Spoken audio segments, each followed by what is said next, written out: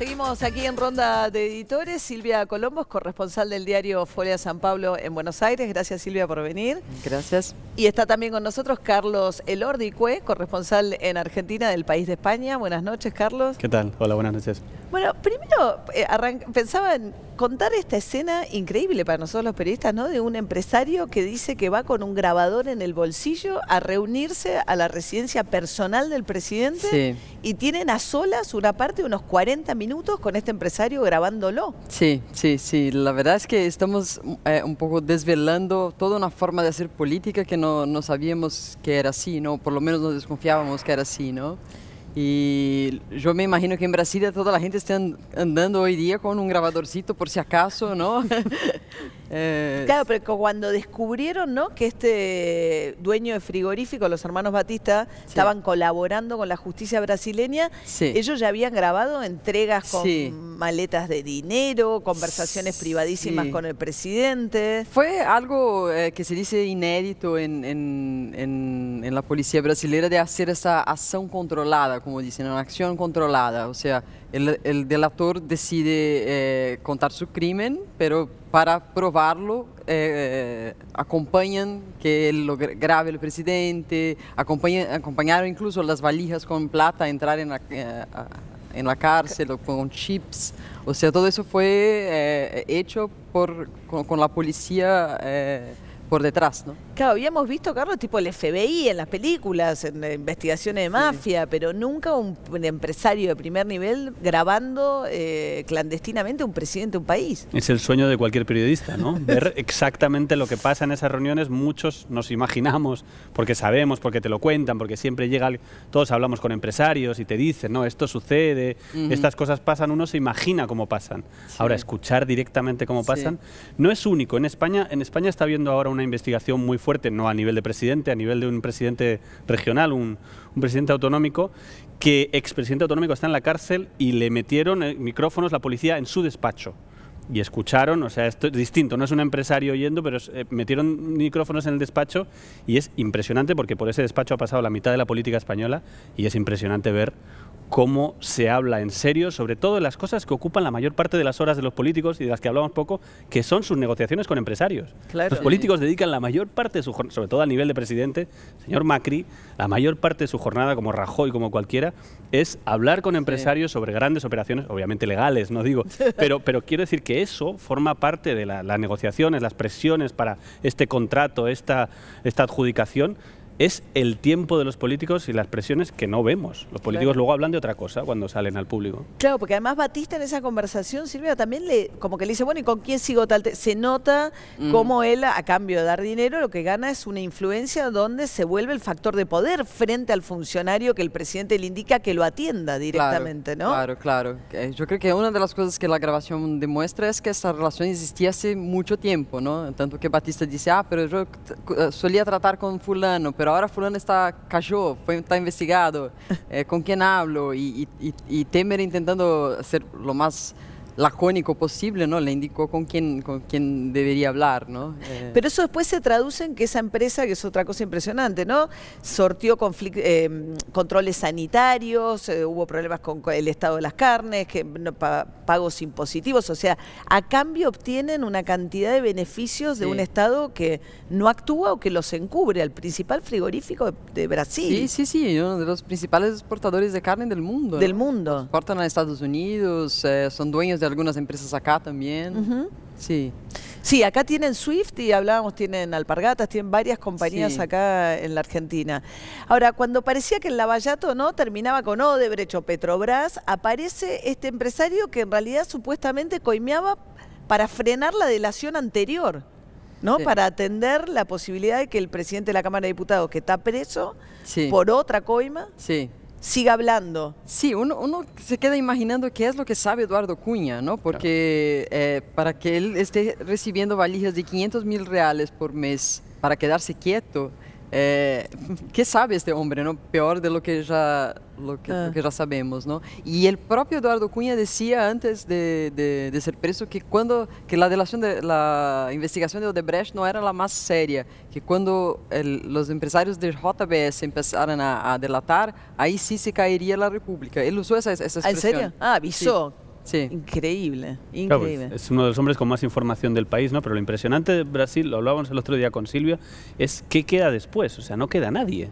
Lo más tremendo de Brasil es que el nivel de corrupción es de tal calibre que todos los personajes que podrían incluso sustituir a Temer también están cuestionados por corrupción, con lo cual realmente funcionaba, era una corrupción casi perfecta, digamos, visto desde el punto de vista del corrupto. Porque era sistémica. Era sistémica y todo el mundo todo el mundo tiene algo que ocultar, con lo cual todo el mundo es comprable. ¿Qué queda al final, aparte de la justicia, que todos estamos diciendo que realmente da mucha envidia, no solo en Latinoamérica, incluso en Europa? Justicias como la de Brasil no es fácil, ni siquiera en países europeos se ha llegado tan lejos con una independencia tan fuerte, con una capacidad de pactar, incluso la posibilidad, que no todos los países la tienen, de pactar con un empresario que se le vamos a meter una grabadora y va a grabar al presidente. No creo que eso en Europa se pudiera hacer fácilmente. Claro, claro. ¿Y qué pasa, Silvia, ahora? Porque, o sea, Temer no puede llamar a elecciones como una salida para descomprimir esto si quisiera. Por ahora no quiere, por ahora está desafiante. No, por él quiere quedarse en el puesto, ¿no? Incluso porque ayer apareció una nota en el diario Folha de São Paulo en que un perito dijo que en esa grabación hubo edición. Pero aún así, aún con la edición, con el cruce con otras delaciones que salieron el viernes, queda evidente por lo menos esas dos cosas. Uno, que él estaba enviando plata a Cunha para que se quedara callado, y dos, que él no había hecho nada cuando Batista le dijo: estoy comprando 2 jueces para que me salven. Sí. O sea, dos incriminaciones muy graves por las cuales el Supremo Tribunal de Brasil lo va a investigar. Y Temer ayer pidió que eso no fuera investigado. Lo que pasa ahora es el miércoles el Supremo de Brasil va a decidir si sigue la investigación en contra de Temer o no. Y es un día clave porque es en ese día los partidos que hacen el apoyo al gobierno Temer van a decidir, con base a lo que diga el Supremo Tribunal, si se quedan en su base de apoyo o si salen. Si Temer pierde el apoyo del Congreso, ahí la cosa se complica bastante para él, porque se puede empezar un proceso de impeachment. Otro juicio político. Vienen del de Dilma hace 2 años. ¿Cuánto? Él estaba un año en el puesto. El tema es que el impeachment no es la mejor salida si uno está pensando en para que salga Temer, porque no hay mucho tiempo hábil para eso. Le quedan 19 meses de mandato y ese es y el proceso es largo. Sí, pero el 6 de junio pasa otra cosa, que es el juicio del Tribunal Superior Electoral, que ya está enjuiciando a Temer y a Dilma por supuestos pagos ilícitos para su campaña. Claro, porque acá no se salvan tampoco Lula y Dilma, ¿no? Dilma venía como muy a salvo de la idea de que ella tenía una corrupción personal. El punto era cuánto sabía de la ¿no? recolección ilegal del PT para su campaña. Sí, hasta ahora lo que Dilma tiene de estar siendo investigada es por haber recibido junto con Temer, porque era un binomio una fórmula, en el pasado, claro, lo que llamamos en Brasil de Caixa 2, que es el dinero en black, ¿no? El dinero no declarado. Y esa causa va bastante avanzada. Para campañas electorales. Para campañas. Claro. Entonces, eso sería una vía más rápida para que él saliera si no renuncia. Sí. Pero claro, desde el punto de vista electoral sí le está beneficiando al Partido de los Trabajadores. O sea, todo el mundo está diciendo que si hubiera elecciones, que no va a haber, porque no puede haber, pero si hubiera elecciones ganaría Lula, ¿no? Es lo más probable. Yo creo que detrás de todo esto hay un trasfondo regional, porque Brasil, obviamente estamos hablando de Brasil, es importantísimo dentro de Brasil, pero es importantísimo en la región. Lo que está pasando en Brasil no es solo, por supuesto, la corrupción, la caída de Temer. Lo que está pasando en Brasil es que también la sociedad está poniendo en cuestión la línea de Temer. O sea, Temer es un presidente con una valoración bajísima. El cambio en Brasil, lo más importante que pasó en los últimos meses, en los últimos años, es el cambio en Argentina. Del cambio en Argentina llegó después el cambio en Brasil. Todo el mundo escribimos y estábamos hablando de que hay un cambio de línea regional fortísimo. Temer es fundamental en ese cambio. Temer está a punto de hacer una reforma de pensiones, que es, Silvia la sabe mejor que yo, pero es una importantísima reforma de cambio de línea total de lo que se ha venido haciendo en Brasil los últimos años. O sea, hay muchas cosas que dependen de esto que está pasando en Brasil, también en Argentina, también todo el continente está mirando. Macri, evidentemente, hoy había una entrevista, está muy preocupado, porque no solo por la economía argentina, sino porque lo que supondría la caída de Temer y la vuelta en un futuro de Lula es un cambio absoluto de dirección, del equilibrio, de la fuerza. Claro, es verdad, pues Macri fue el primero que saluda a Temer, ¿no? Después del impeachment, cuando todavía había alguna duda. Y es cierto que en estos meses, siendo no habiendo sido elegido por el voto popular, sino como habiendo asumido como vicepresidente cuando la sacan a Dilma, hizo reformas económicas de recortes tremendos. Sí, ¿no? las viene haciendo y la economía estaba mostrando así una sutil mejora en los últimos meses, ¿no? Esa es incluso su argumentación para que él debe quedarse. Sí, él dice justo ahora que Brasil estábamos no puede saliendo. parar y todo eso. Pero es un paquete de reformas que por un lado son necesarias, son ajustes necesarios, por otro lado es bastante impopular porque prevé recortes en jubilaciones, ya fue aprobado un plan de tercerización de los contratos de trabajo, o sea que en muchos puntos es una reforma muy impopular. Por otro lado, son ajustes que eran necesarios que fueran hechos, ¿no? Como acá en Argentina cayeron los subsidios, ¿no? Las reformas iban un poco en... Pero claro, todo eso es... O sea, Macri aquí tiene un capital político importante, aunque está en minoría, pero bueno, tiene una valoración por encima del 50% y puede hacer cosas, aunque no se atreve a hacer seguramente todas las que querría, claro. Lo hemos visto, y le acusan y le critican muchos en su ala derecha diciendo... El gradualismo, vas demasiado despacio. Bueno, pero es un oriental, claro. Está mirando a Brasil. De hecho, en el gobierno aquí, en el gobierno argentino, te dicen los de Brasil van mucho más rápido que nosotros. O sea, Macri y su gente dice, Temer va mucho más fuerte que nosotros. Bueno, ahora están mirando que a Temer hacer eso le está costando una caída de popularidad. Yo no sé, yo no me imagino, realmente Brasil es un país muy complicado, pero yo no me imagino cómo un presidente después de esto puede hacer una reforma de las pensiones que cuenta con un 70% de la oposición. Ya no tiene capital político, ¿Cómo lo hace ahora? Vamos a tomar contacto con Brasil. Darío Piñotti es el corresponsal en Brasil de Página 12. Buenas noches, Darío, ¿cómo estás? Mucho saludarte, Marque. Darío, ¿cómo está en este momento la gente? Digamos, ¿hay manifestaciones? ¿Hubo originalmente cuando se conocieron las primeras grabaciones marchas en las calles de las grandes ciudades de Brasil? ¿Cómo es la situación con la opinión pública? Tal vez hubiera que tienen dos planes.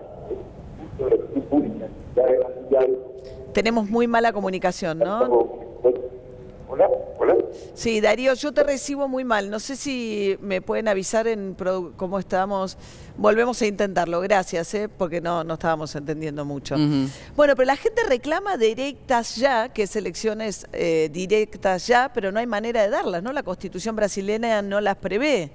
No la prevé, pero hay una manera, mañana incluso un grupo de diputados va a entrar con un pedido de cambio en este punto de la Constitución para llamar las elecciones directas. Pero eso solo puede ser aprobado si el Congreso se pone en contra de Temer. Claro. Lo que depende de esta decisión del Supremo que mencioné antes, que será el miércoles. Si el PSDB y los otros partidos grandes dejan el apoyo al gobierno, es posible que se apruebe esta enmienda que posibilitaría una elección directa. Por la Constitución, si cae Temer, asume el presidente del Congreso y él tiene 30 días para llamar a una elección indirecta. O sea, el Congreso brasileño elige a alguien.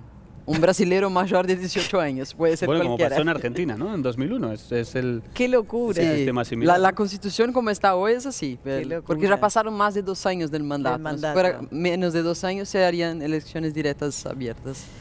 Bueno, y el resto de América Latina, ¿cómo ves, Carlos, usted que tiene esa mirada más regional también? Yo decía que a mí me sorprende porque acá no pasó nada con lo de Odebrecht. O sea, en Perú le han puesto multas, les han quitado licitaciones. O sea, acá Odebrecht dijo, pagué 35 millones de dólares de coima y sigue haciendo las obras que tenía y no pasa nada. Es muy llamativo porque lo hemos visto en Perú, lo hemos visto en todas partes. A mí me llamó mucho la atención que en el momento de mayor escándalo de Odebrecht, que estábamos haciendo en el país una recopilación de todo, de cómo afectaba, justo en ese momento salió Macri con una fotografía en Córdoba, creo recordar, inauguraba una obra de Odebrecht, todo con cascos de Odebrecht detrás, que era como muy llamativo, decir, como Argentina es el único país donde no va a pasar nada. Yo creo que va a pasar a partir del 1 de junio, esperemos, si realmente, que os escuchaba antes, si realmente consiguen ponerse de acuerdo, creo que va a pasar, creo que va a salir información, creo que es evidente que Odebrecht ha pagado coimas fortísimas en Argentina al anterior gobierno.